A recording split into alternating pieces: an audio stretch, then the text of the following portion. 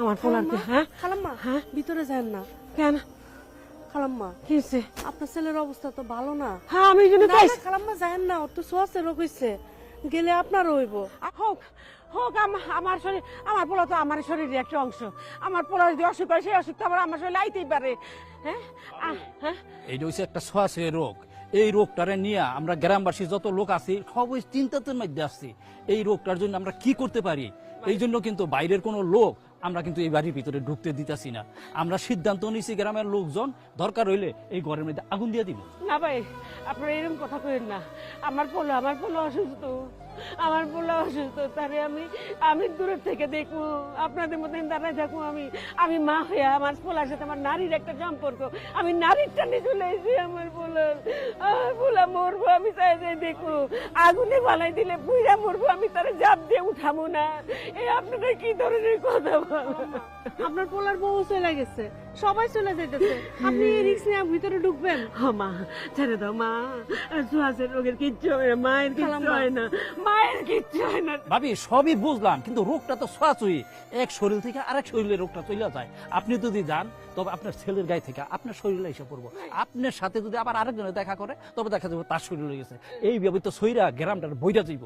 ভাই আপনারা কেউ যান না, আপনারা চলে যান। আমার পোলার কাছে আমি আছি, আমার পোলারে আমি সেবা যত্ন করে ঠিক করবো।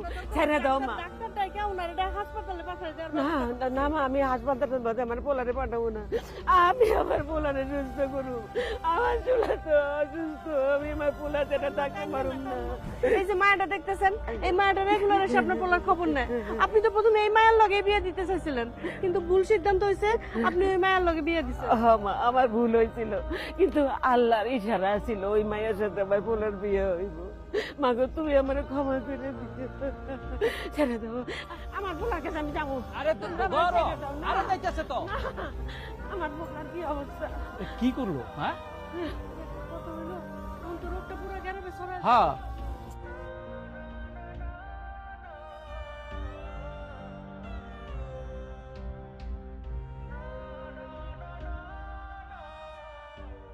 ঝামেলা হয়ে গেল না? হ্যাঁ এইটাতে তো দেখা যাবে যে গ্রামের মধ্যে ছড়াই গেছে গা। পরেও যদি পোলার লেগে এত টান থাকে তাহলে চলবো? পোলা কি খারাপ ব্যবহারটাই না করছে ওনার লগে।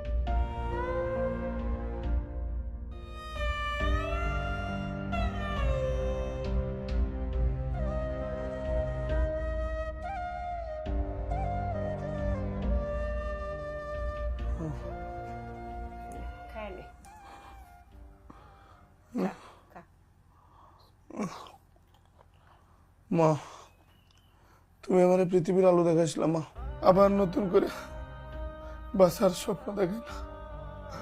তুমি আমাকে মাফ করে দেও মা। অথচ যাকে খুশি করার জন্য অনেক অন্যায় অত্যাচার আমি তোমার উপর করেছি, সেই আজকে আমাকে ফেলে চলে গেছে মা। এই পৃথিবীতে মা ছাড়া কোনো আপন বলতে কেউ নেই, এটা আমি বুঝছি মা।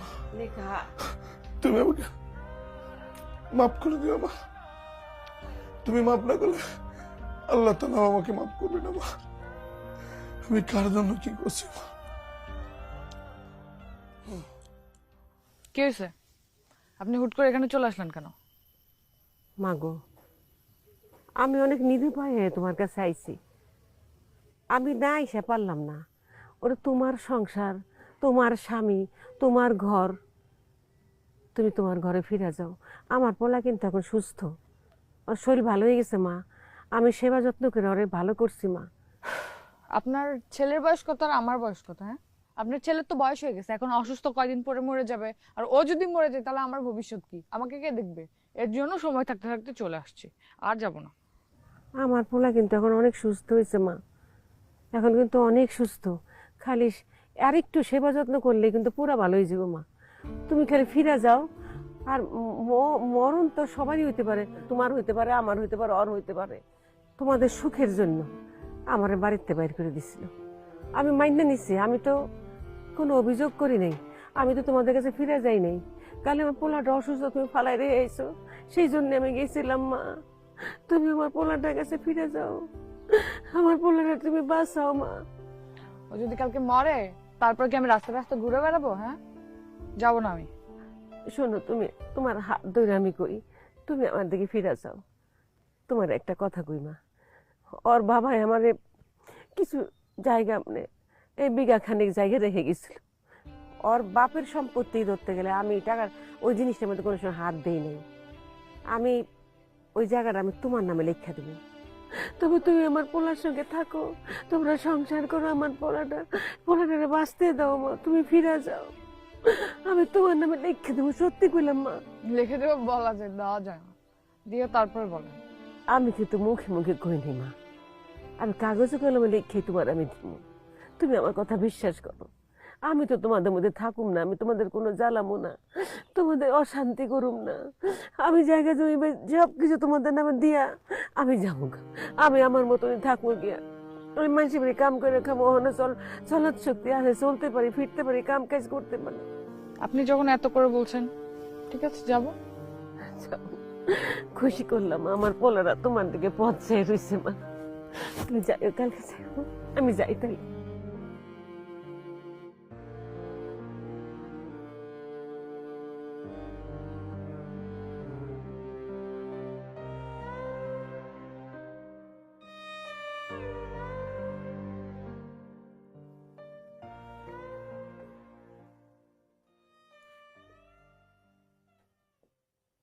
তুমি তুমি না আমাকে রেখে চলে গেছিলা, আবার কেন আসছো? কে আইছে বাজান? দেখো মা, দেখো কে আসছে, দেখো। বৌমা আইছো বাজান? না মা, না, আমার অসুখ দেখে সে আমাকে রাইকে বাপের বাড়ি চলে গেছে মা। আমি আর তার নিয়ে সংসার করবো না। আচ্ছা, এটা কোনো কথা হইলো? কতদিন ভাবে রাগ করে থাকবো? এটা নিজের বাড়ি, নিজের ঘর, নিজের সংসার, নিজের স্বামী ফালায়া কতদিন বাপের বাড়ি থাকে, তাই না গো মা? তারপর তোমার অসুখ রেখে ডরাইছে, বয়স তো কম, ডরাইতেই পারে। আমার যদি এরকম হইতো তো আমি ডরাইতাম না। মা তুমি জানো, ওরে খুশি করার জন্য তোমার উপর কত অন্যায়, কত অবিচার আমি করছি। তোমাকে বাড়ি থেকে পর্যন্ত বের করে দিছি মা, তুমি আমাকে মাফ করে দিও মা। আচ্ছা ঠিক আছে, এইসব কথা এখন কয় না, এইসব বাদ দাও। শোনো বাজান, আমি যাই। হ্যাঁ, তুমি থাকবা না মানে? তুমি কই যাবে মা? আমি আর তোমার হারাইতে চাই না মা, তুমি সারা জীবন আর আমার সঙ্গে থাকবা মা। বাজান, আমি যে ছেলেটার সঙ্গে থাকি না, সেই ছেলেটা আমি ছাড়া দুনিয়াতে আর কেউ নাই। আমার তো যাও নি লাগবো বাজার, তোমার তো বউ আছে, বউর নিয়ে থাকো, কোনো অসুবিধা নাই। তোমাকে আর আমি হারাইতে চাই না মা, তুমি সারা জীবন আমার সঙ্গে থাকবা। পাগলামি করে না আমার বাজান, পাগলামি করে না। তুমি এখন সুস্থ হয়ে গেছো, আমি যাই বাজান। বৌমা আমি গেলাম। হ্যাঁ, তোমরা থাকো।